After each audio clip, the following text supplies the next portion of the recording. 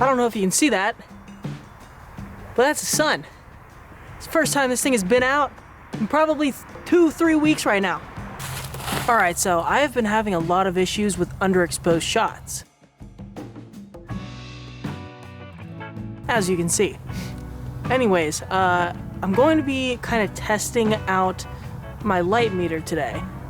First shot I'm going to take here, I have 400 ISO film in right now, so I'm going to rate it at 400 ISO and just do the exact light meter settings that I have for the whole scene. Second shot, 400 ISO, going to expose for the shadows. Third shot, going to be 200 ISO, full scene exposure. Fourth shot, 200 ISO, exposing for the shadows.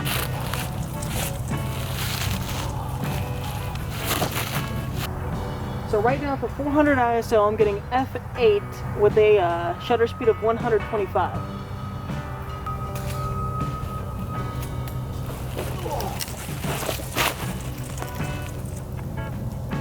Now when exposed for the shadows, I'm getting f4 at 125 shutter speed.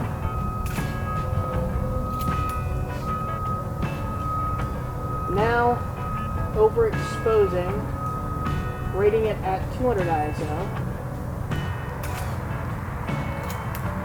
And now rating for the shadows. Alright. So we're gonna see which one comes out the best. We're gonna do a few different shots like this, just so I can get an idea of where I need to be at. And let's find another place. Alright, so I got another shot here. Literally 5 feet from the last shot. This place is so beautiful. I want to try to get just a little bit of flare from the sun in this one, so it might be a little bit harder to expose for, but we're gonna give it a shot. Second shot rated for the shadows. Okay, now moving the film rating down to 200.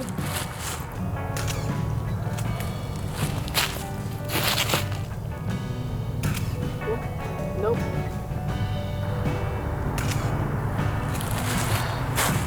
I really hope at least one of those come out good, because those, at the very least, look good in my lens.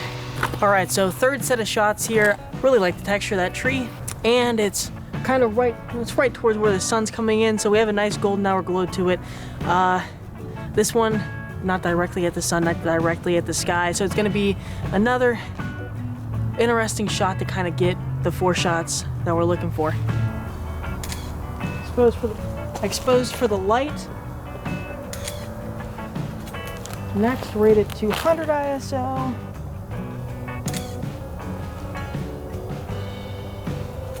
And now it's just for shadows.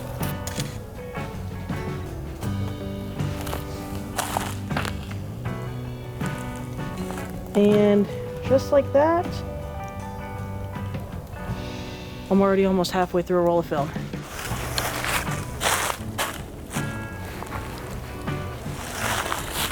To be honest with you, I'm not 100% sure if I'm going to learn from anything from this shot. It's just really pretty, so I'm going to do the normal 4 shots that I'm doing so far and see what comes out of it.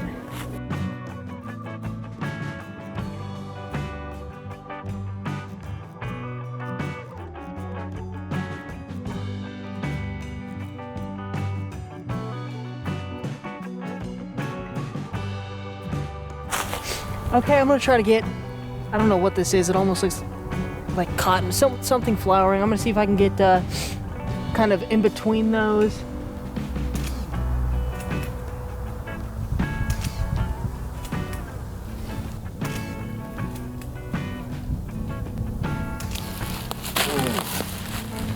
I think this one's gonna be really pretty.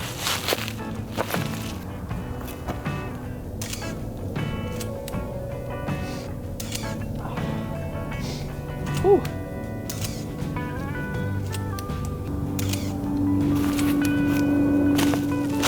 Back here! A friend found me.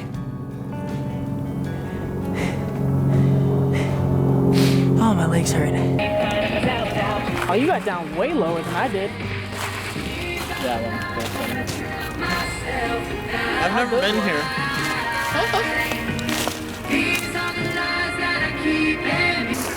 Yeah, right now, I'm trying to understand the ISO rating. It is really pretty. Especially whenever, Think of the summer or the fall time here? dude, the fall time would be insane. This would be the #1 place I would come.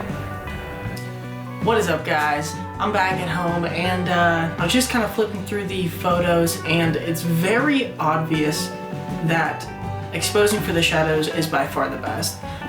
Very little grain in any of the photos that I exposed for shadows, and it just obviously brought up the entire scene to something a little bit closer to what the human eye might see. Just the light is bright like it should be, white out, and then the sun in the few photos that I did capture the sun in, the sun had light rays coming off of it, which is very beautiful, something that I was looking for and was having trouble getting. As for 200 ISO versus 400 ISO exposed for the shadows, it's closer, but I would say 200 ISO exposed for shadows looks better.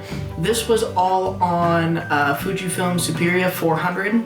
So the film has a natural green tone to it, and rating it as 200 ISO exposing for the shadows helped get rid of that a little bit. It allowed the scene to look a little bit warmer instead of ice cold like Fujifilm usually does, and that is something that I was looking for. So being able to now know that, it'll just help me save money in the long run for film, not having to constantly guess. There were several times where I would take 3 different photos, you know, slightly changing the f-stop just to make sure that one of them were exposed properly. Now I know. As well as, I would highly recommend, if you're new to film, do this. Just because it's so difficult to get that on the first try without a light meter, or even if you have a light meter built into your camera like I do, it automatically usually exposes for the whole scene or whatever's in the center of the camera of the lens. So being able to properly adjust for what you're looking for is a huge, huge benefit. Something that I wasn't expecting to see that dramatic of. In fact, it was so rare for me to get a properly exposed photo that I just kind of gotten used to editing in Lightroom for that grain. So thank you guys so much for watching. Make sure you like and, you know, if comment something for the YouTube algorithm, I'd appreciate it. Thank you.